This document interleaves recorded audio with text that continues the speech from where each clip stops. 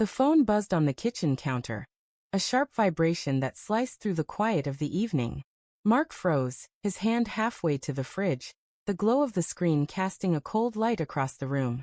It was her name, Lila, blinking on the display, but the words beneath it made his chest tighten. "We need to talk. I think we should see other people." His breath caught, as if the air had turned to glass. They'd been married 5 years, built a life of shared mornings and whispered promises. A girl's trip to Miami was supposed to be a weekend of laughter and sun, not the end of everything. Mark sank into a chair, the wood creaking under his weight, and stared at the message. His thumb hovered over the screen, trembling.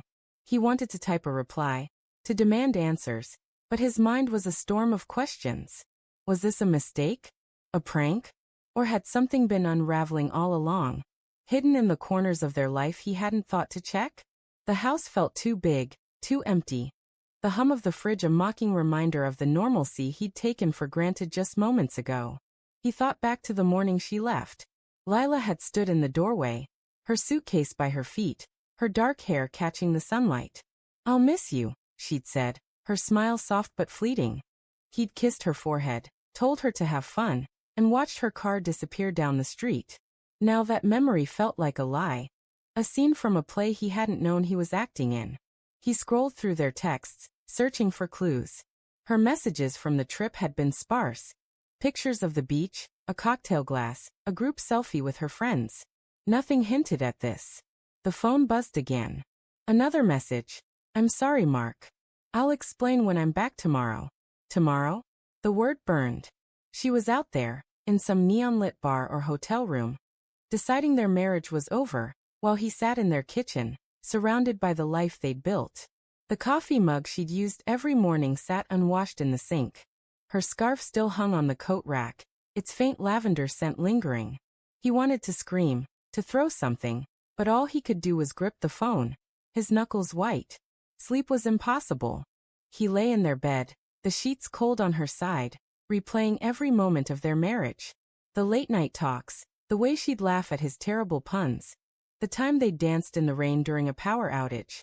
Had it all been a facade? He thought of her friends, Jess, always too loud, and Sarah, who never met his eyes. Did they know? Were they covering for her? The idea of betrayal, not just by Lila but by the people around her, twisted like a knife. By morning, exhaustion had carved hollows under his eyes.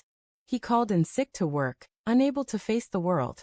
The house felt like a museum of their life, each object a relic of a past he no longer trusted. He paced, checking his phone obsessively, but no new messages came. When the doorbell rang at noon, his heart lurched. She wasn't supposed to be back yet. It was Jess, Lila's best friend, standing on the porch with a nervous expression. Her blonde hair was pulled into a messy bun, and she clutched her purse like a shield. "Can I come in?" she asked, her voice small. Mark stepped aside, his jaw tight. "What's going on, Jess? What did she do?" Jess hesitated, her eyes darting to the floor. "She didn't want me to tell you yet, but I couldn't let you sit here wondering." She took a shaky breath. "There's someone else, Mark. She met him a few months ago. The trip, it wasn't just a girl's thing.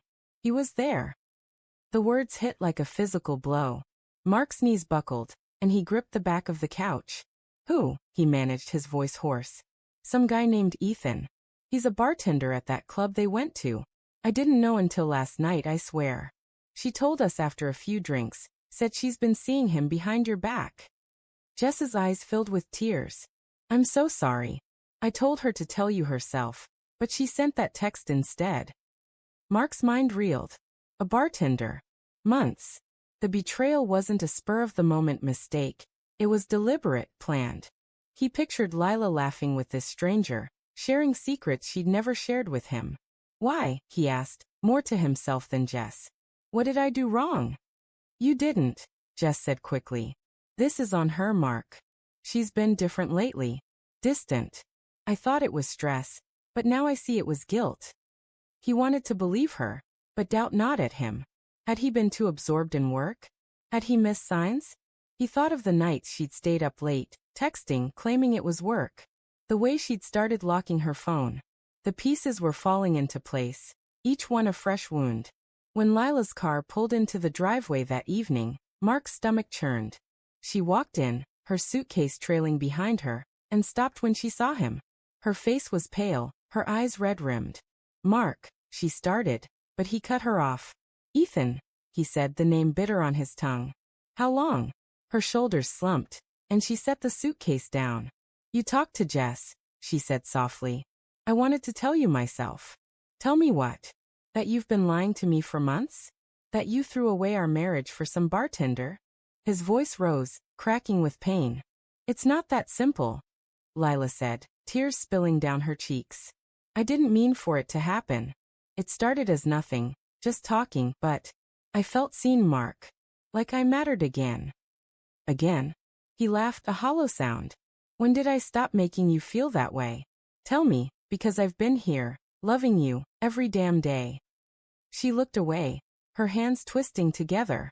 "You were always working, always distracted. I felt alone. Even when you were here." "Ethan," he listened. The words cut deeper than he thought possible. He'd thought they were happy, that their quiet moments were enough. But she'd been slipping away, and he hadn't noticed. "So you cheated," he said, his voice low. "You could have talked to me, Lila. We could have fixed this." "I know," she whispered. "I was scared. I didn't want to hurt you. But you did." He stepped closer, his eyes searching hers for the woman he'd married. "You sent that text from a bar, surrounded by your friends, while I was here, waiting for you. Do you know what that felt like?" She sobbed, covering her face. "I'm so sorry, Mark. I don't know how to fix this." He wanted to hold her, to erase the last 24 hours, but the trust was gone, shattered like glass. "You can't," he said, his voice breaking. "I don't even know who you are anymore." The room fell silent, the weight of their words settling between them. Lila reached for him, but he stepped back, the distance between them a chasm. "I'll stay at a hotel tonight," she said finally. "We can talk tomorrow." "No," Mark said, his voice steady despite the ache in his chest. "You stay. This is your house too. But I need space. I need to figure out who I am without you." He grabbed his keys and walked out, the door clicking shut behind him. The night air was cool, the stars indifferent above. He drove aimlessly, the road blurring through tears he hadn't realized he was holding back. The life he'd known was gone, replaced by a raw, aching uncertainty. But somewhere in the pain, a quiet resolve took root. He would rebuild, piece by piece, even if it meant letting go of the woman he'd loved. The road stretched ahead, endless and unknown, and for the first time he faced it alone.